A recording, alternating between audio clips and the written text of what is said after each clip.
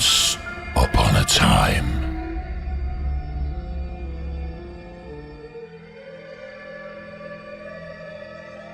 मेरी बहन एनी एक ग्राफिक डिज़ाइनर थी और वो एक फ़ैशन मैगज़ीन के लिए काम करती थी और इस वजह से वो हमेशा से इंडिपेंडेंट रही।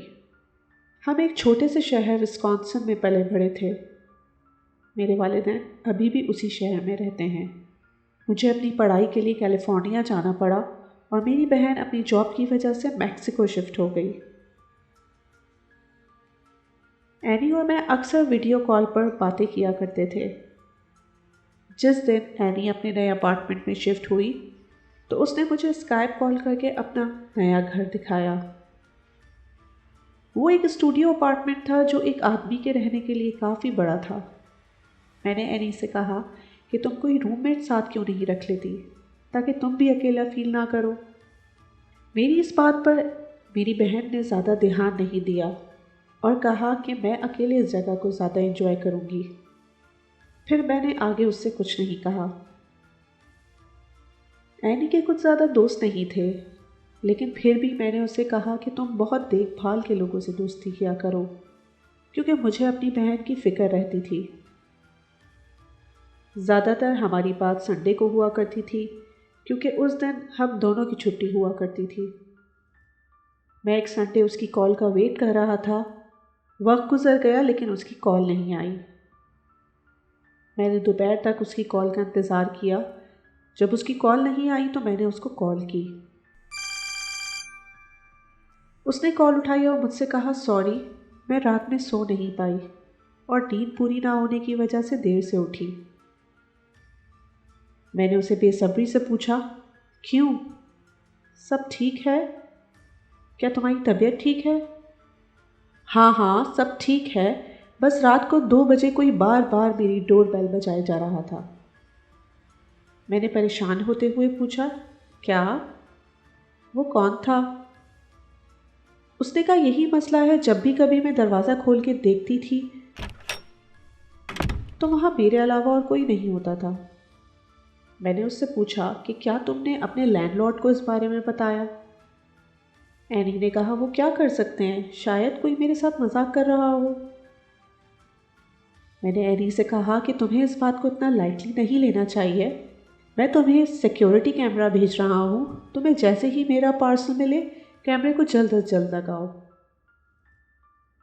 उसने वो कैमरे लगा लिए और 1 हफ्ता गुजर गया। इस दौरान वहाँ कोई मसला नहीं हुआ। फिर एक रात एनी ने मुझे घबराहट में कॉल की और कहा, मेरे साथ फिर वही हो रहा है, फिर से कोई मेरी डोर बेल बजा रहा है और सबसे खौफनाक बात यह है कि कैमरे की फुटेज में कोई भी नहीं आ रहा। मुझे अब डर लग रहा है।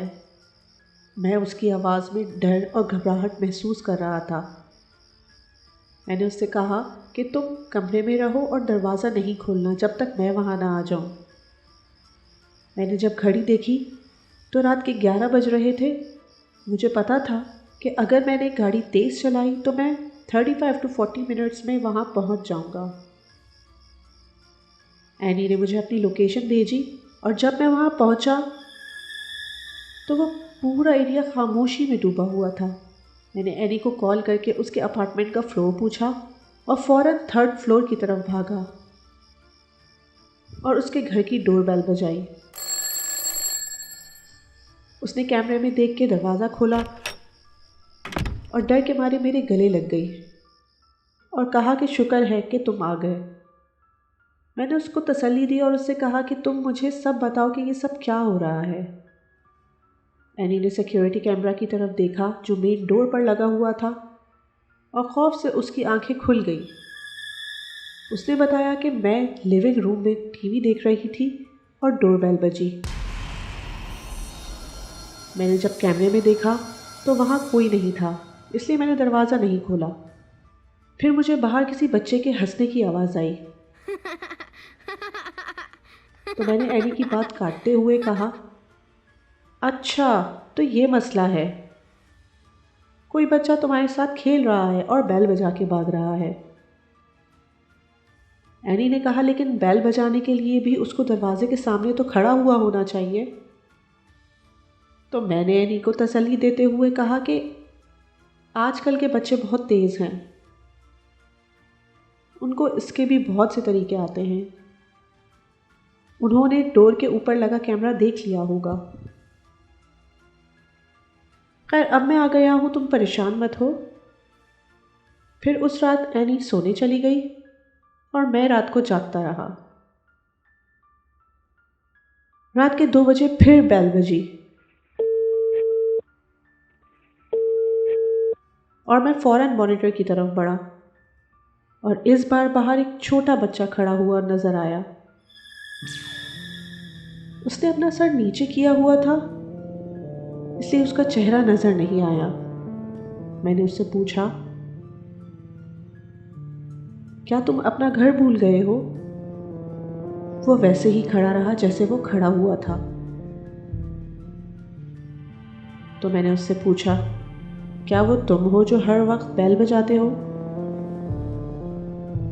फिर उसने कैमरे की तरफ देखा।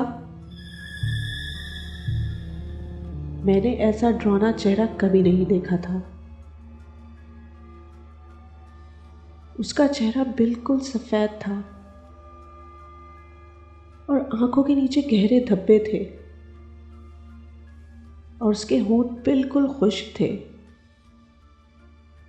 फिर उसने मुझसे कहा कि मैं कभी नहीं भागा, मैं हमेशा यहीं खड़ा होता हूँ, मगर एनी को मैं नज़र नहीं आता।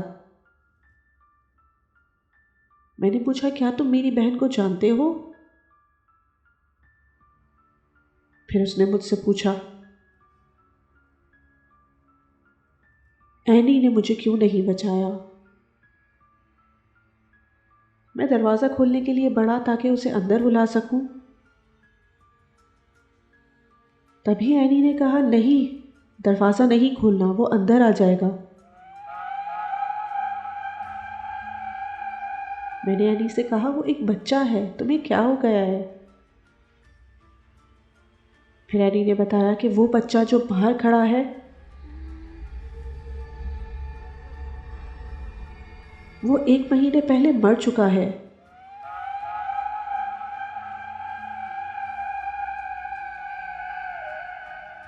मुझे अपने कानों पर यकीन नहीं आया। मैंने जब उस बच्चे को कैमरे से देखा तो वो हंस रहा था।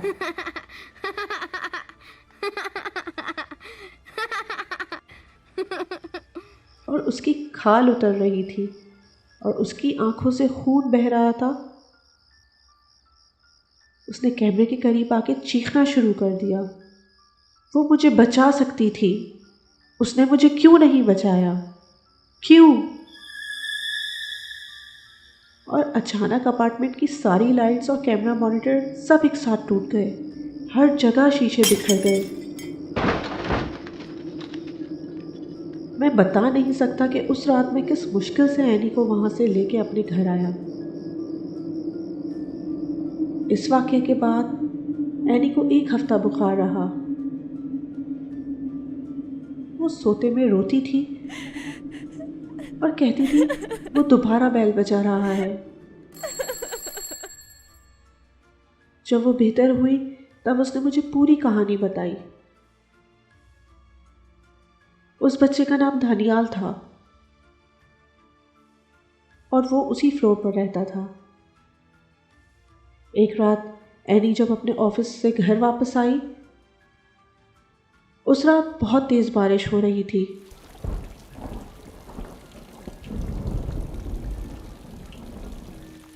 तभी एनी ने उस बच्चे को घर से रोते हुए छत की तरफ जाते हुए देखा। उसके अम्मी अब्बू का आपस में कोई झगड़ा हो रहा था।